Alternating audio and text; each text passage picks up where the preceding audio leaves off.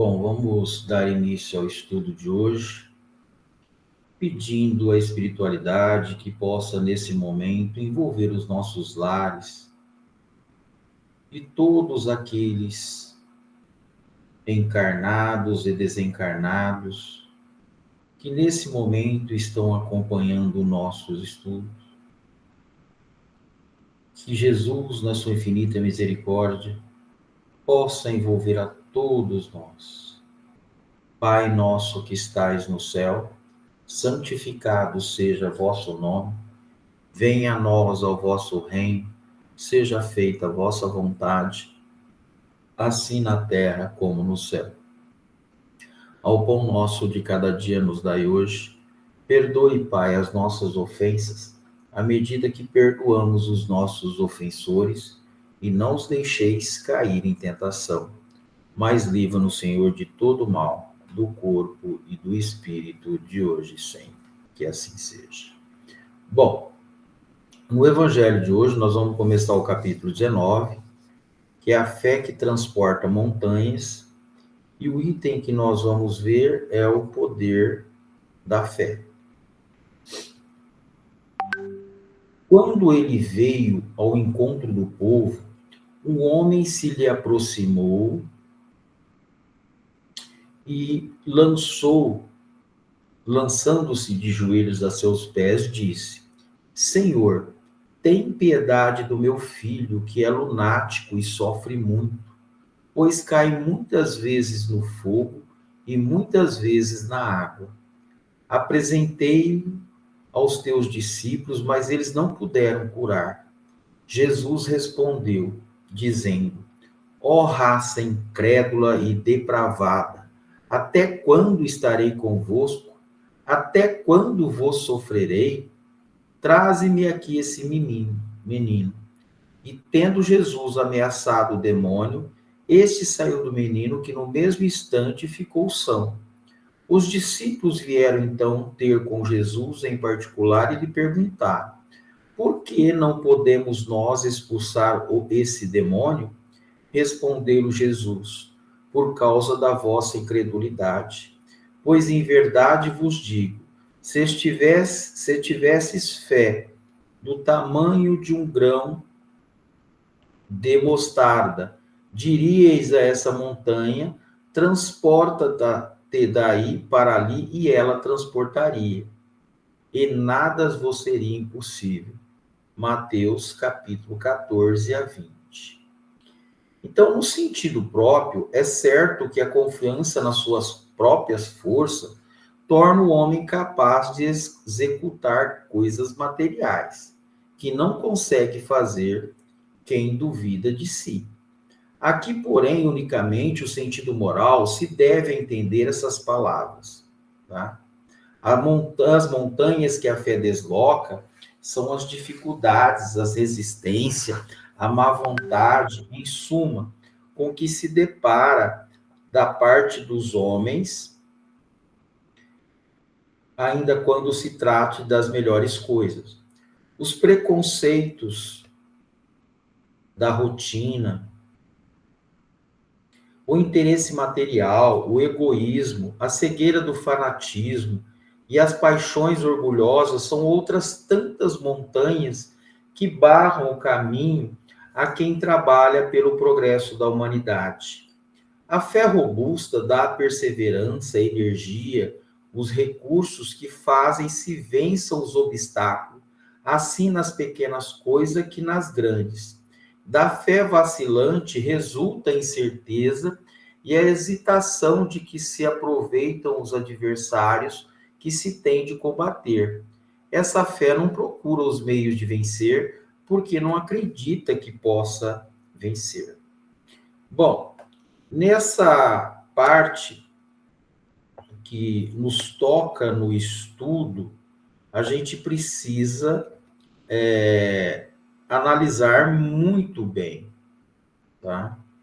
Porque quando nós, se for, eu tiro por mim, a minha fé é muito pequena ainda, porque quando nós analisamos a nossa postura frente às vicissitudes da vida, e a gente sabe de como que é organizado esse planeta, todos nós estamos submetidos a um campo de prova.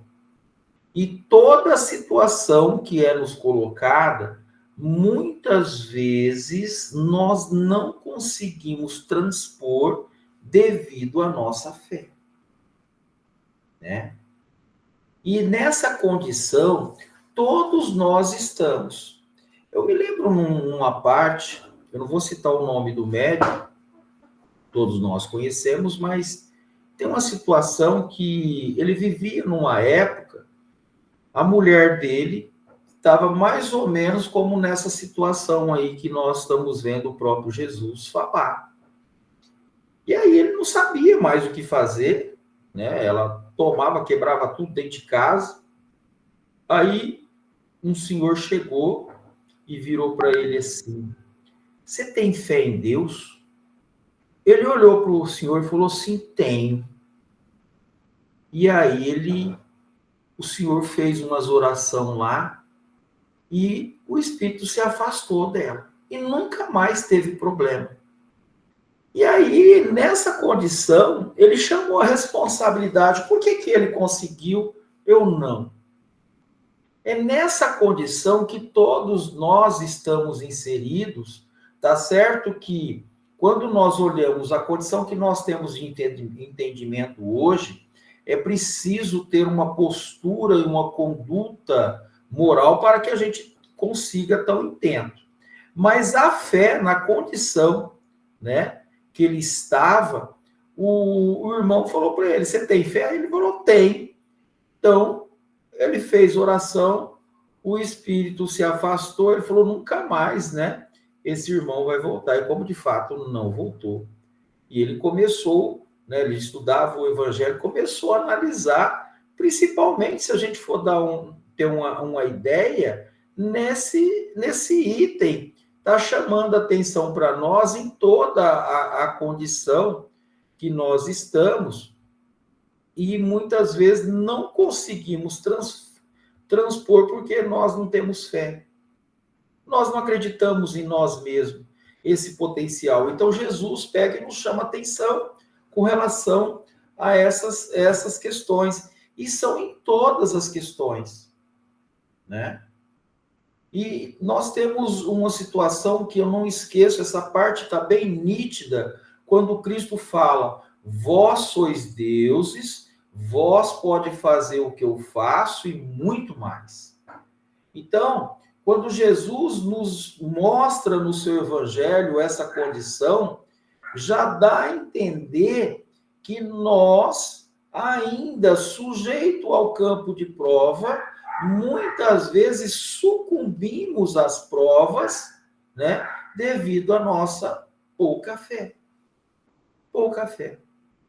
Ele exemplifica por quê? A questão da montanha, né? Porque muitas vezes um probleminha também a gente faz o quê? Cria um problemão e a gente não consegue transpor devido à nossa condição de, vamos dizer assim, de fazer tempestade em copos d'água, como a gente fala no nosso linguajar, e aí a gente não consegue transpor aquela dificuldade porque nós não acreditamos em nós mesmos.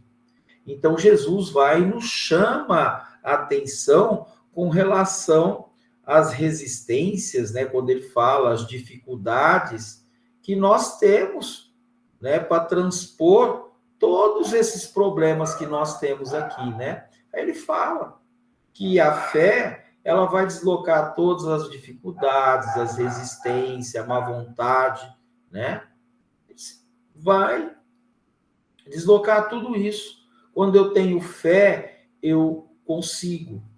Eu movimento essa força interior, né? E é nessa condição que Jesus nos chama a atenção nesse item, tá? Continuando. Noutra acepção, entende-se como fé a confiança. A gente pegar lá no dicionário, fé é sinônimo de confiança, que se tem na realização de uma coisa. A certeza de atingir determinado fim. ela dá uma espécie de lucidez que permite se veja em pensamento a meta que se quer alcançar e os meios de chegar lá, de sorte que aquele que a possui caminha, por assim dizer, com absoluta segurança, tá? Então vamos lá. Eu tenho fé em Deus que eu vou passar no concurso. E nessa fé eu começo a traçar metas, objetivos, e eu começo a estudar, né? Então é nessa questão que essa fé vai se fortalecendo, porque eu movo dentro de mim mecanismo que vai fazer com que eu transponha, né, todas as barreiras para que eu atinja o objetivo final. Num outro caso, pode ela dar lugar a que se execute grandes coisas, grandes coisas. Então, a gente pode ver que tem, irmãos, lembrei de outro caso agora, de um amigo nosso, um fazendeiro, ele trabalhava na roça, ele estava ali, né, carpindo, mexendo na roça, via a caminhonete passar. E ele falou assim, um dia eu vou ter uma caminhonete dessa. Continuou trabalhando. E tudo aquilo ele começou a trabalhar, e ele conseguiu comprar a caminhonete. Então, ele movimentou um esforço do trabalho para atingir o objetivo. Então, todas as situações movimentadas, né, por nós mesmos para atingir os objetivos a que se propõe, movimentando a força interior para atingir o intento, né, o objetivo, no trabalho, no esforço, né? Então, a fé sincera e verdadeira é sempre calma, faculta paciência que sabe esperar, porque tendo seu ponto de apoio na inteligência e na compreensão das coisas, tem certeza de chegar ao objetivo visado. Então, quando a gente analisa isso, a gente consegue ver de um outro prisma, né? Vamos estar analisando de outra maneira. Os espíritos que estão do outro lado, quando a gente lê essa parte, eles conseguem visualizar o espírito endividado que é com a justiça divina, né? Como eles também nos enxergam. Dentro dessa situação, o que pode acontecer? E é uma das coisas que eles nos perguntam. Eu terei chance, condição de transpor todas esses débitos que eu tenho no passado? E aí a gente sabe que terá. Por quê? Cada um de nós, através da reencarnação, foi dado uma nova chance para que o espírito vivenciasse essas experiências e conseguisse evoluir. Então aí a gente percebe que nós espíritas, o conhecimento que nós trazemos, nós vamos entender, né? Porque essa doutrina nos traz muita reflexão e estimula o espírito a se esforçar na compreensão do Evangelho de Jesus em busca da evolução espiritual, lutando contra as imperfeições, trabalhando o espírito. Então, há mecanismos, né, que nós ainda na nossa pequenez, né, que a espiritualidade movimenta por forças superiores, emanada de outras esferas superiores, né, comandada por Deus, que faculta ao espírito mecanismos para que ele atinja os objetivos através de instrumentos, né, facultando para que ele consiga o tal intento. Então, nessa situação, é que vai fortalecendo a fé em nós, né? E aí a gente tem aquela frase, tudo posso naquele que nos fortalece. Quem nos fortalece? Deus, tá? Então, a fé vacilante sente a sua própria fraqueza quando a estimula o interesse, torna-se furibundo e julgar suprir com a violência a força que lhe falece. Então, a gente fala assim, eu desisto, eu vou desistir. Aí a coisa toma conta, tá? E aí, se a gente vê, né, as forças que estão do outro lado, contrárias à lei de amor, toma conta. O espírito baixa o seu padrão vibratório, ele entra numa condição e que aí esses espíritos, tá, que estão do outro lado, que também não tiveram a condição, né, foi dada a condição também dele, vibram e estão condicionados, porque o planeta, né, é de provas e expiação, se ligam a espíritos encarnados que têm o mesmo intento. E aí a gente vai ver várias situações aonde o espírito agora, com a leitura desse evangelho, vai entender todo o procedimento e vai colocar essa fé, né, de forma que ele atinja os seus objetivos. Mas dentro dessa organização física que está esse planeta, é permitido para que ocorra a evolução espiritual. Por isso que, quando nós viemos para cá, né, e Jesus coloca, e os espíritos vão nos explicar que essa fé calma, tá? Ela vai aos poucos, gradativa, de acordo com as forças e evolução do espírito para chegar à evolução. E a espiritualidade que sabe, né, comandada por espíritos superiores, entende, sabe das nossas necessidades, né?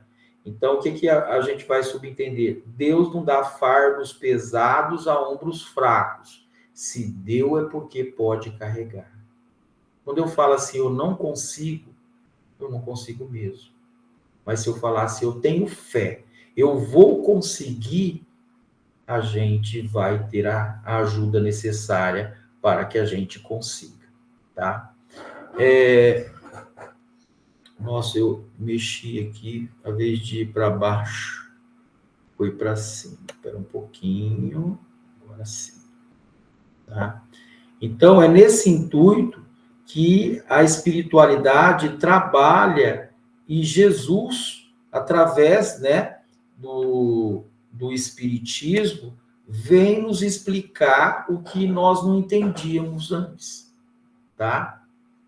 E aí, se a gente não tiver fé, aí essa fraqueza nos atinge e, logicamente, nós não conseguimos atingir o objetivo proposto. Cumpre não confundir a fé com presunção. A verdadeira fé se conjuga à humildade, aquele que possui e deposita mais confiança em Deus do que em si próprio, por saber que simples instrumento da vontade divina, que simples instrumento da vontade divina, nada pode sem Deus. Nada, gente. Nada pode acontecer nessa terra sem Deus. Tudo está sob o comando de Deus. Tudo. Por mais que a gente peça, por mais que a gente lute, tudo está condicionado a leis imutáveis que, dentro dessa organização física, do mesmo jeito, quando Kardec se preocupa nos trazer a ciência, era para que nós pudéssemos entender como Deus age em nós. Como que é essa organização? A ação desses espíritos, toda a condição que está ali, aonde o espírito está condicionado ao campo de prova. Do mesmo jeito, né, que nós não temos lá H2O, que é a água, se nós tirarmos uma molécula, né, de hidrogênio, ela vira água oxigenada, né, eu acho que é isso. essa organização que nós estamos inseridos, todos nós estamos condicionados a movimentos sincronizados que escapam o nosso entendimento. Por isso que quando nós estudamos o livro dos Espíritos, nós vamos ver que nem tudo é condicionado a nós saber, porque nós não temos capacidade de entender. Nós não temos. Então, há uma organização planetária comandada pelo governador do orbe, que é o Cristo, subordinada a leis imutáveis que regem o universo, aonde nós temos, né, como eu acabei de citar, a Gênese nos trazendo todas as informações de ordem científica para que nós entendêssemos aonde nós estamos.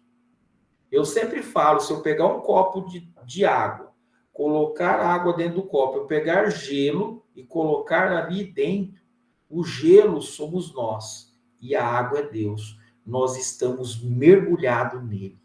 Então, todas as ações, tudo que nós sentimos, o material e a parte espiritual, está condicionado a forças superiores que nós ainda não temos condição de entender. Não temos, tá? Então, por essa razão é que os bons espíritos lhe vêm em auxílio.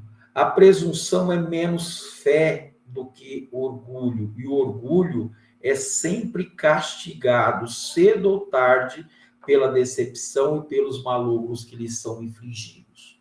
Então, tem muitas pessoas, nós, né? Muitas vezes a gente traz para o nosso ego a nossa presunção, né? Eu sei, eu posso, né?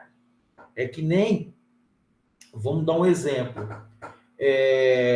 Quando construíram o Titanic, não falaram?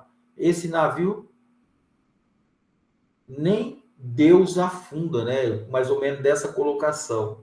Aí construíram aquele submarino e a mesma fala na hora da entrevista, os cientistas, todos que fizeram e construíram, falou a mesma coisa. Aí o entrevistador, o repórter, falou assim, mas essa fala foi também falado pelos construtores de quem construiu o Titanic. O que aconteceu com o submarino? Implodiu, morreu todo mundo que a hora que foi desceu lá para ver o Titanic, né? Então são todas essas situações que ali na própria fala, o que surgiu de dentro daqueles dos construtores? O orgulho, né? Então tudo que a gente faz hoje, embora a gente constrói casas, prédios, navios, carros, tudo ali tem a mão de Deus. Nós só somos instrumentos. Eu não vou entrar nessa parte da organização de como funciona, porque a doutrina espírita nos fornece todos os elementos para a gente entender os mecanismos de funcionamento. E aí nós vamos ver que somos instrumentos de Deus para que possamos, logicamente, trazer, né, essa relação.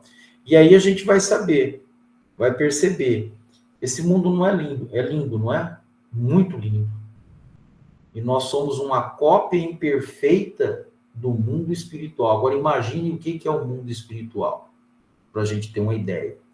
E aí quando Jesus trabalha em nós essa fé, mas essa fé, quando ela vem, como diz aqui, com presunção, com orgulho, né? Onde achar que eu fiz, eu consegui, né? Eu fiz e acontece, e aí nós vamos ter problema. Vamos ter problema, tá? É nessa condição que o Evangelho está nos chamando a atenção, né? Nos chama atenção com relação a isso. Então, a gente precisa refletir muito, né? O Evangelho nos traz muita reflexão. Os Espíritos também, do outro lado, muitos, né? Quando nós vamos olhar, principalmente aquela questão da ação dos Espíritos sobre nós, os Espíritos vão responder, muito mais do que vocês imaginam. Somos nós que vos dirigimos.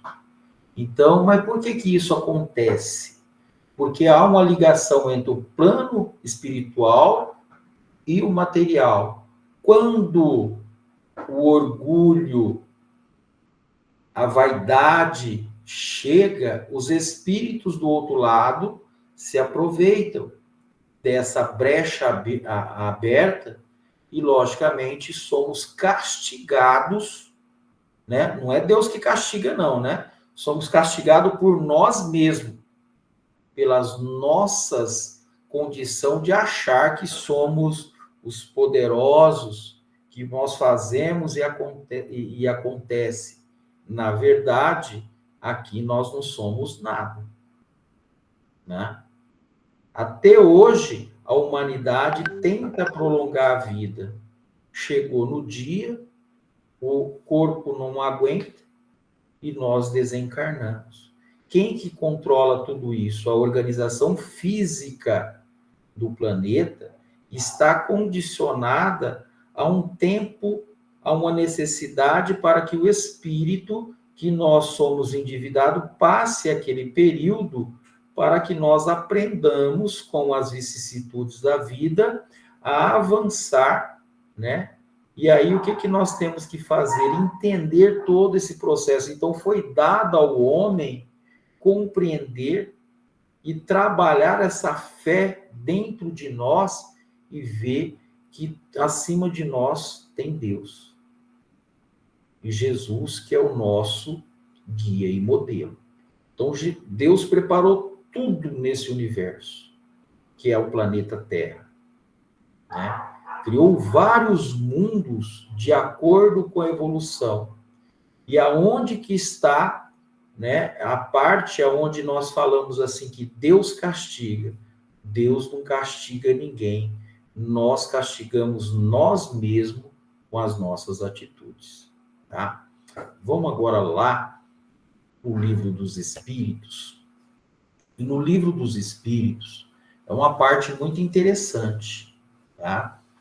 Que é a perturbação espiritual, que é a 163. A alma tem consciência de si mesma imediatamente depois de deixar o corpo? Aí eles respondem. Imediatamente não é bem o termo. A alma passa algum tempo em estado de perturbação.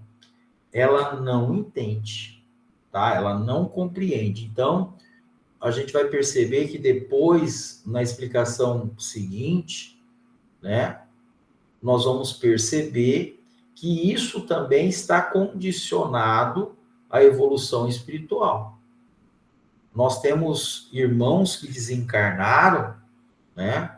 Há casos, eu só não me lembro parece que é o espírito lá de Matão lá, eu esqueci o nome dele, sempre leio, já li muitos livros dele, né?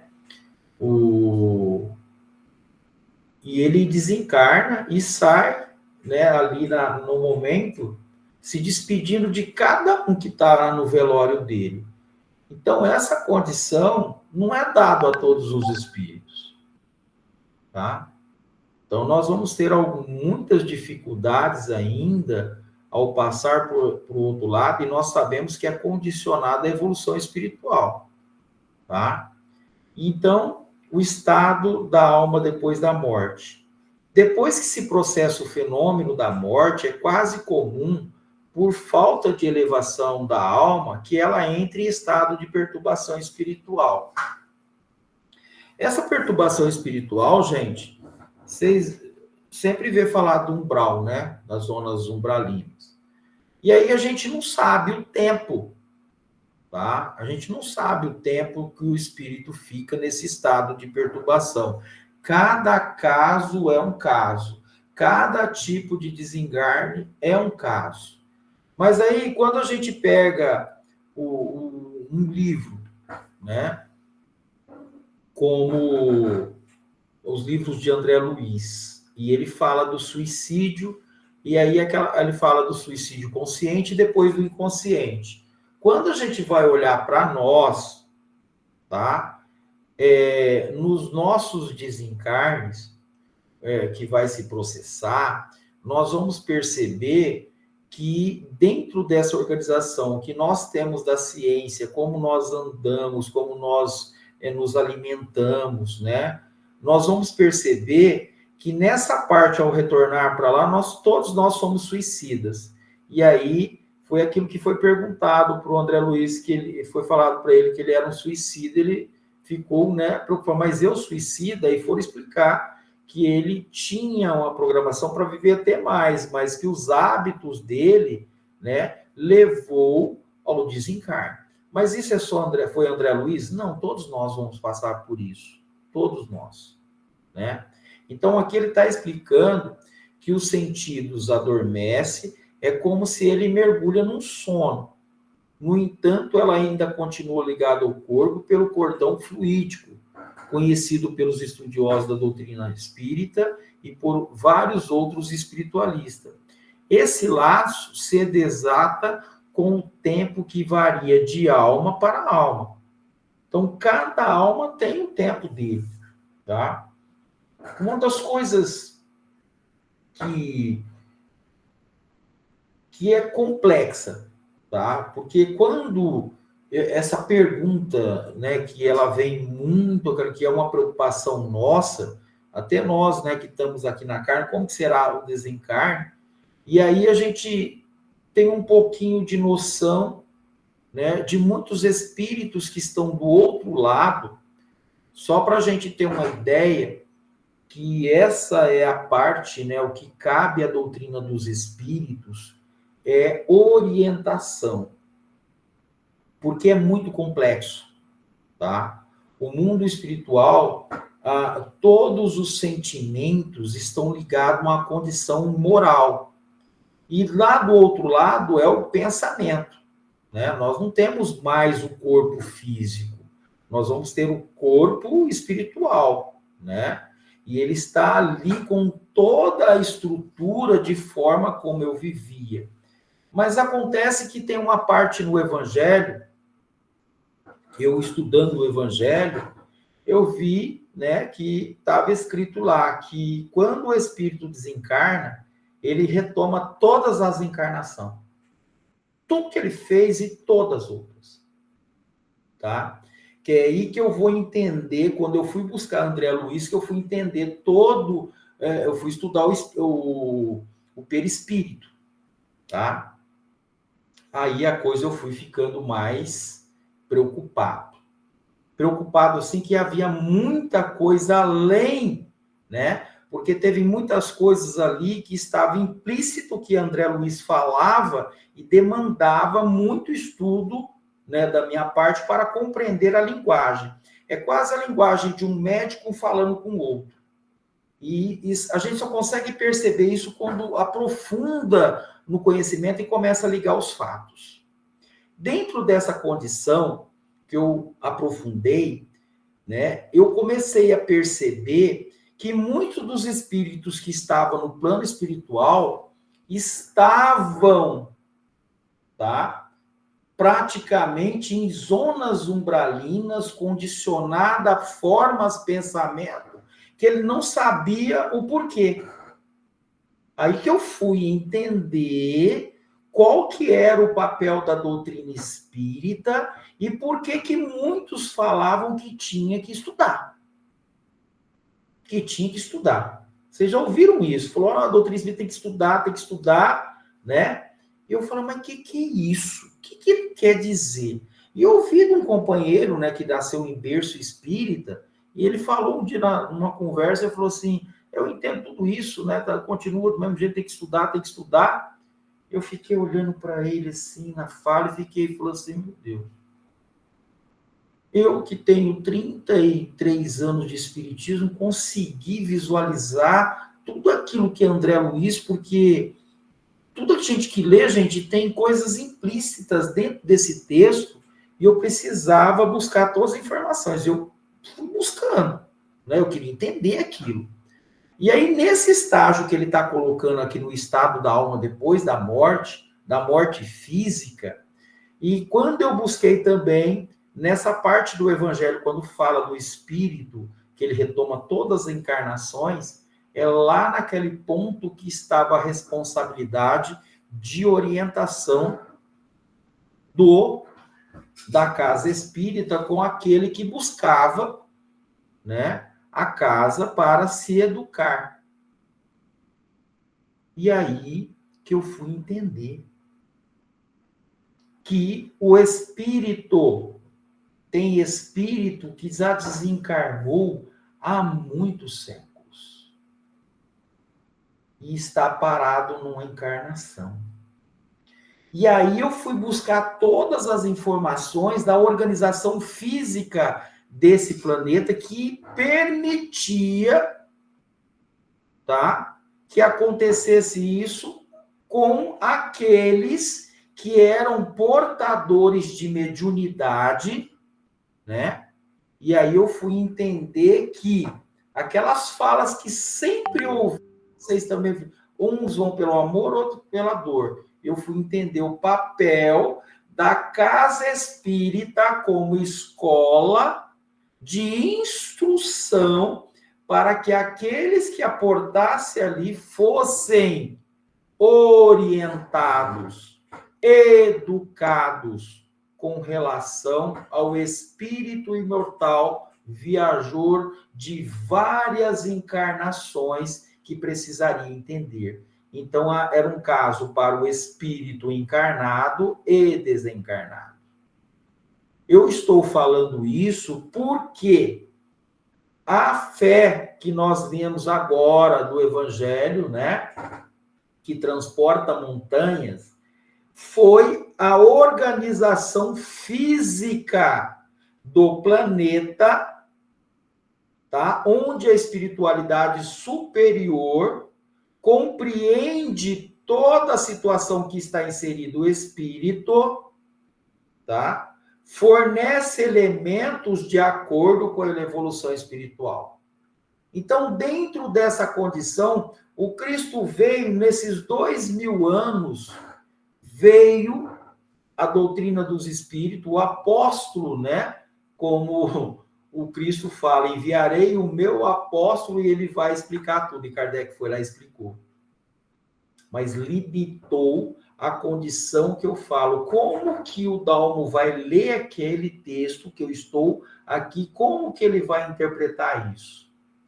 Então foi o que eu fiz. Não é que eu sou curioso. Eu comecei a ver que esses textos traziam informações que praticamente iria de encontro àquela fala que o Cristo fala assim, ó, que ouçam aqueles que têm ouvido de ouvir, que vejam aqueles que têm os olhos de ver.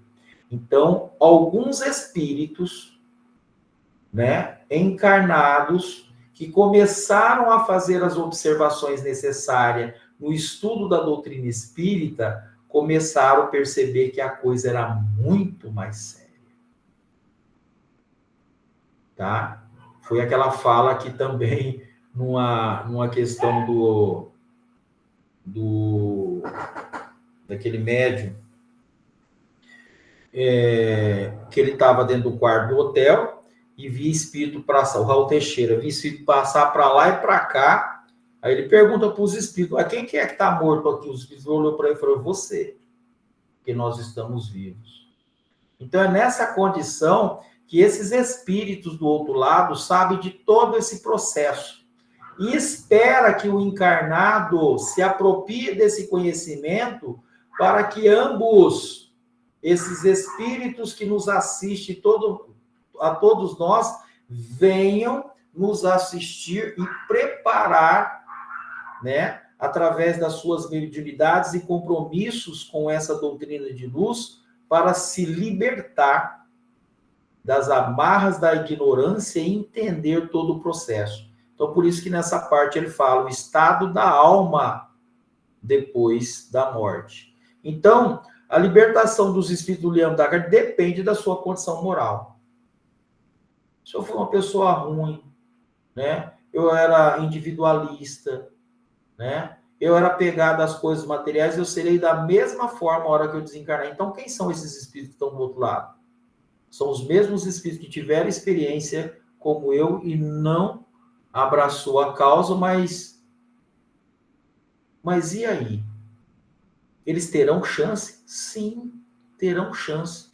Então foi agora que tem uma pergunta que fala, que Kardec também questiona os espíritos e fala assim, os espíritos também evoluem no plano espiritual? Sim. Então, de caso que nós agora, para a gente entender que nós estudamos, eu evoluo, o que vai acontecer com os espíritos que estão todos nos assistindo, que estão me ouvindo falar? Também evoluirão. Olha lá como funciona. Então, foi isso que Kardec viu. Então, o espírito se instrui, ele começa a mudar o seu comportamento moral, entender, fica muito mais fácil o seu retorno para o plano espiritual, tá? Mas e o espírito, o que vai acontecer? Muito será pedido a quem muito foi dado. Então, foi dado a condição, ele vem, reencarna, sabe de tudo isso e não cumpre. Como que vai ser o retorno dele para o plano espiritual? Não compete a mim falar. Aí a gente sabe que nós teremos problema. Eu mesmo sou um deles, tá? Então, há casos muito raros em que imediatamente após a morte do corpo, o espírito se liberta sem perda de consciência. Foi o que eu falei desse espírito, né?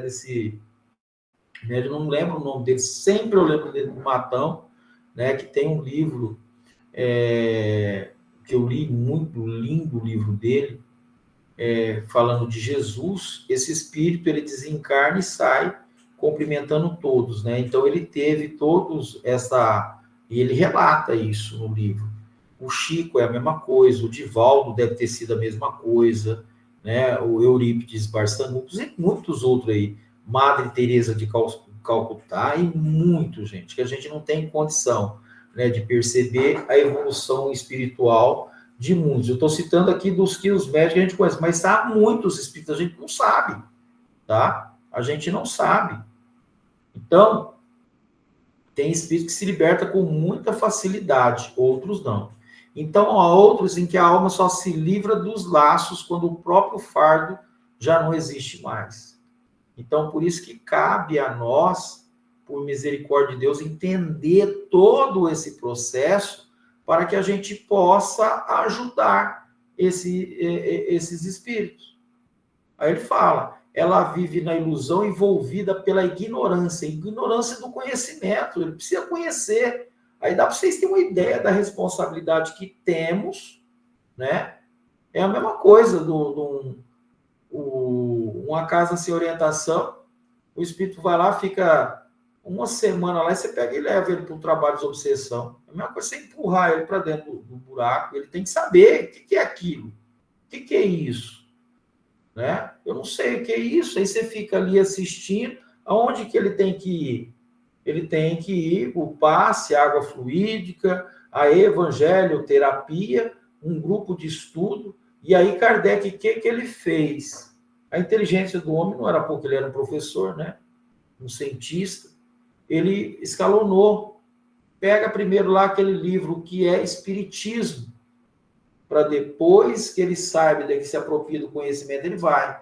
Então, ele já está trazendo a informação que todos nós estamos num processo pedagógico e com métodos educativos, o espírito está submetido a uma força superior, aonde ele tem que evoluir moralmente para conseguir se elevar no plano espiritual. É aquela parte do evangelho quando Jesus, né, numa certa, a mãe pede para que o filho se sente ao lado dele, ele pega e fala, nem que eu quisesse, eu poderia colocar o filho do lado dele, porque ele sabia que teria que ter uma certa evolução. Ele, né, o espírito tinha, né?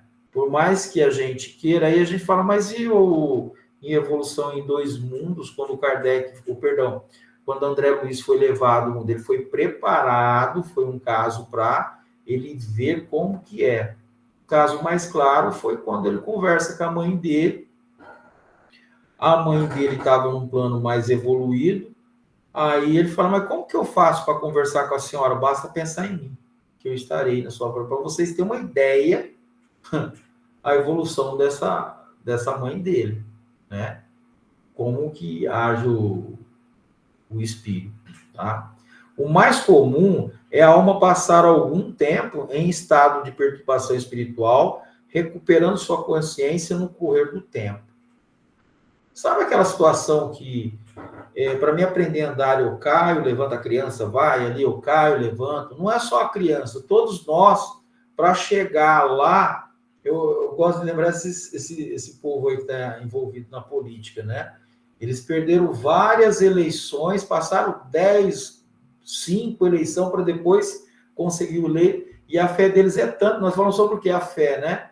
E eles conseguem vencer e ser eleito. São vários casos, né? Eu citei esse exemplo que é o mais prático. Uma pessoa, para entrar num concurso, né? Depois ele está lá como juiz ou como um cargo alto, ele fez quantas vezes o concurso para entrar lá, estudou quantas vezes, a perseverança foi tão grande, a fé dele foi tão grande que ele conseguiu. Por isso que ele fala a fé calma, né? Com sabendo que ele vai conseguir, fez que passar do tempo, por merecimento dele, ele consegue ocupar aquele cargo, seja na política, seja no trabalho, né? Quantos, que nem eu sou professor, quantos tentaram ali fazer as provas lá e conseguir se efetivar, né? Então, foram muitos anos tentando, conheço professores que tentou muitos anos para depois se efetivar e assim vai indo, tá? Então, é a mesma coisa essa perturbação espiritual, ela é necessária, né? E aí o espírito, no arrependimento, vê, né? Ele falou, não, eu quero sair daqui, né? Aí ele, cansado daquilo lá, a espiritualidade vem e vê, né, que o espírito já está preparado. Então, depois, se for o caso, quando já estiver madura para receber novas semeaduras da verdade, é conduzida a regiões de aprimoramento. E aí, quando essa parte que a gente sabe, a gente vê que nós estamos vindo aí, nós somos um planeta de provas e expiação, vamos passar para o mundo regenerador, e aí a gente vai entender esse processo aí. Quem que é que vai para o mundo regenerador? Tá? Então, a gente precisa, só nessa fala aí, já está falando. Depois, se for o caso, quando já estiver madura para receber novas semeaduras da verdade. Está falando, vai ter uma condição agora dele entender todo esse processo, né? É a mesma coisa, você vai falar de espiritismo lá, a pessoa nunca viu, ela não entende, você vai falar o quê? É a mesma coisa você entrar lá dentro, vai falar sobre a Gênese. Pegar a grande síntese do Pedro Baldo, você vai falar para as pessoas da grande síntese, ele não sabe nem o que é a doutrina espírita, né? Então, tem grupos fechados, né? Kardec, ele condicionou toda uma estrutura pedagógica para que aqueles grupos que estavam começando, estavam em cada livro, saberiam que não tinha condição. Se eu estou aqui estudando o Evangelho, o livro dos Espíritos, o outro está lá na Gênese, como que eu vou sair daqui e estudar a Gênese se eu não tenho condição de entendimento, eu não peguei, né, todo o começo ali. Então, tem tudo isso, tá? Aí ele fala de aprendizado espiritual para novas investidas na carne, de onde saiu com alguns resultados. Então, é a reencarnação, tá? Então, a reencarnação é uma verdade em todos os mundos habitados. Ela é, pois, um processo criado por Deus para despertamento do espírito e evolução. Quem já compreende a necessidade da reencarnação dará um passo largo nos conhecimentos da lei de justiça e amor, tá? Porque tem espírito que falou, eu terei chance também de redimir os pecados? Sim, aí a gente vai entender por que Kardec fez essa pergunta aos espíritos. Aí os espíritos respondem, a reencarnação é o processo mais rápido. Então, muitos espíritos dormem, sonhando depois da desencarnação, por faltar-lhe conhecimento suficiente.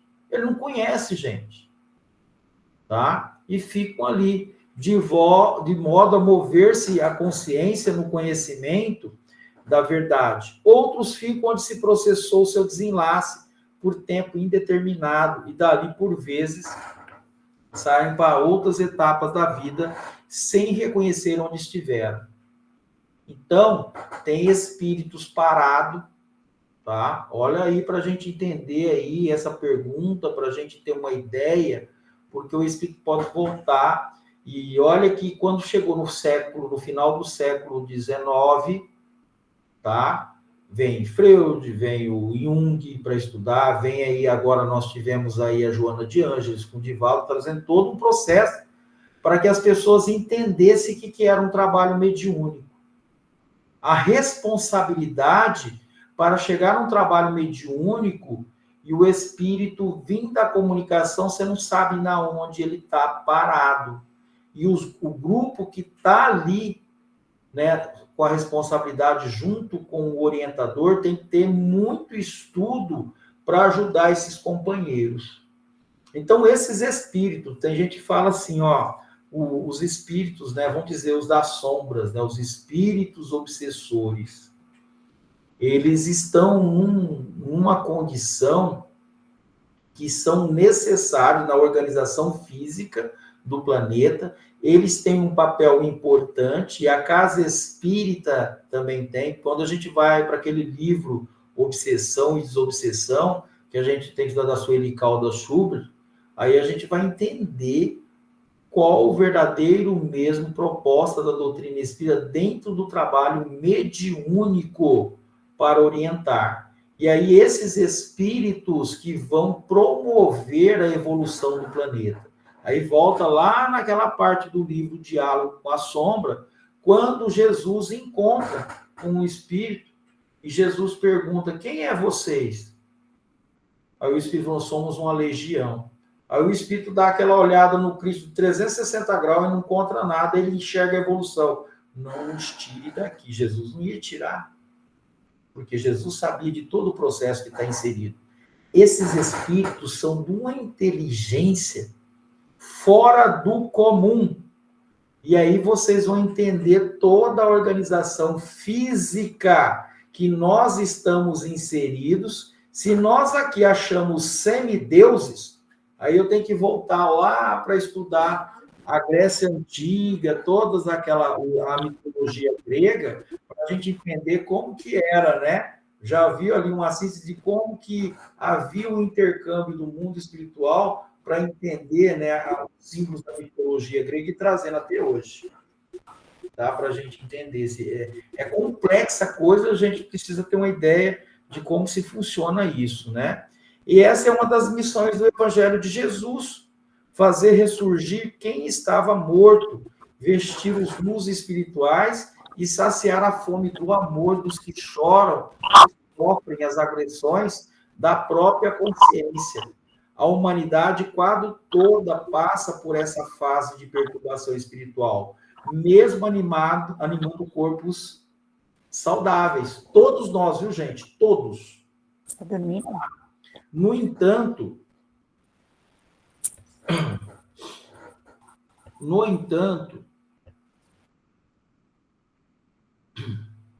só um minutinho, gente. No entanto, a ignorância das leis fez os mortos de entendimento, tá? Sem se preocuparem para onde vão, nem para onde vieram. Aos espíritas a quem falamos mais diretamente, por serem esses os que nos ouvem com mais atenção, lembram aquela fala? Que ouçam aqueles que têm ouvido de ouvir e olhos de ver, são conosco, tá? Que ele está falando nos espíritas, que se preparem no percurso da vida na Terra, lembrando-se de que fora da caridade não há salvação. Não é Por que ele retoma essa parte? Qual que era? Fora da igreja não há salvação. E ao espírita, tem espírito que pensa fora do centro espírita. Não. Fora da caridade, eu preciso colocar em ação, tá? Essas leis, através das leis de amor e de caridade. Estuda e ora, trabalha e medita, procura o aprimoramento das tuas faculdades espirituais, que todos nós temos, a fim de que no momento da chamada morte não morras, tá? Não morras, passando para a vida espiritual em plena consciência, para que nós que estaremos te esperando sintamos alegria com o esforço do trabalhador que conseguiu vencer a morte e ganhar a vida na sua plenitude. Pensa no Chico. Madre Teresa de Calcutá, né? O Eurípides Barçanufo, e muitos outros aí que nós tivemos, que foram mártires e o estandarte do Cristo, trabalhadores do Cristo aqui na Terra, né? E aí nós seremos muito mais vivos, porque vai morrer o nosso corpo, o espírito sobrevive. E para sobreviver do outro lado, eu tenho que praticar as leis de amor e caridade, entender todo esse processo.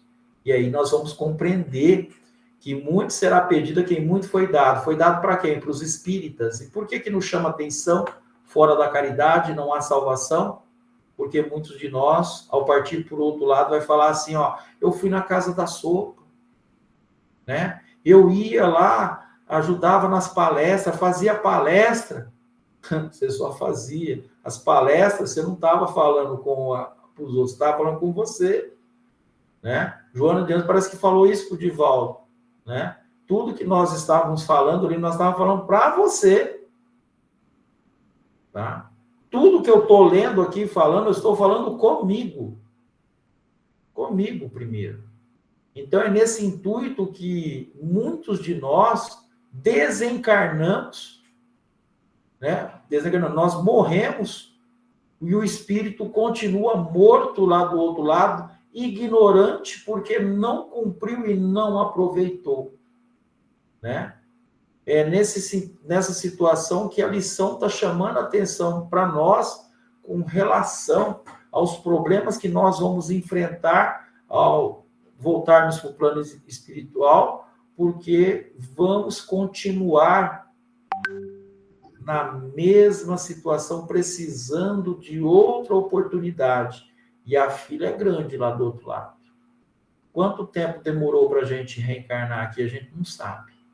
Aí eu vivo 50, 60, 70, 80, 90, aí eu volto para o outro lado e falo, eu não quero voltar, não. Aí quando você olha, eu falo, meu Deus, demorou quanto tempo para mim viver lá aquela encarnação, lá, conseguir lá, ó, foi nessa outra que você voltou lá, foi 1000 anos para você conseguir encarnar, agora que você pediu. Agora a fila do outro lado diz que está grande, e muito grande, gente querendo, não vê a hora de eu passar para o outro lado para ter oportunidade. É assim, viu, gente? É assim a coisa. E aí a gente fala, não quero voltar mais, que vai. Tem que voltar.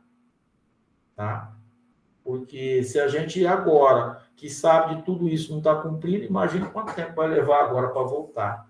Bom, vamos finalizar, levamos o nosso pensamento a Deus e a Jesus, agradeçamos a oportunidade de estarmos, né, diante desses estudos, que Jesus possa envolver a todos nós, encarnados e desencarnados. Pai nosso que estais no céu, santificado seja vosso nome. Venha a nós ao vosso reino, seja feita a vossa vontade, assim na terra como no céu. Ao pão nosso de cada dia nos dai hoje. Perdoe, Pai, as nossas ofensas, à medida que perdoamos os nossos ofensores.